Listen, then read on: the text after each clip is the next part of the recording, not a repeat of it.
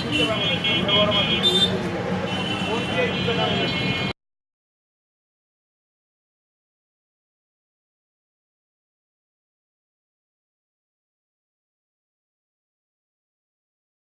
আলাইকুম, আদাব, নমস্কার। আজ আমি তৈরি করব খুবই সুস্বাদু একটা পানীয়, তরমুজের মোহিত। অনেকে মকটেল বলে।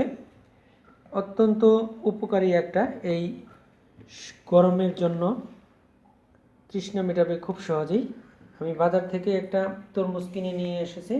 সেই তরমুজটা খুব সুন্দরভাবে কিউব আকারে কেটে নিয়েছি। এটা দিয়ে আমি তৈরি করব সুস্বাদু তরমুজের পানীয়। তো একে একে শুরু করতেছি, আমাদের সাথেই থাকুন। আমি টুকরোগুলো ব্লেন্ডিং করে নিচ্ছি।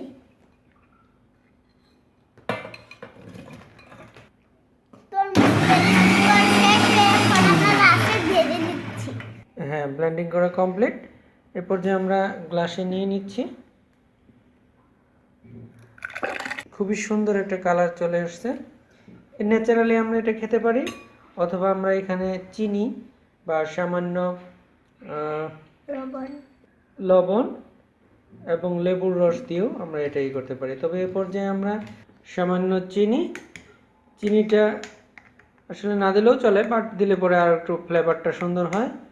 সাথে আমরা দিয়ে দিচ্ছি কোল্ড ড্রিঙ্কস, 7 আপ দিয়ে দিচ্ছি আমরা। এটা আরও খুব সুন্দর একটা ফ্লেভার আসে, আর খেতেও খুব মজার হয়। আর একটু সাজুগুজু করার জন্য আমি দিয়ে দিচ্ছি লেবু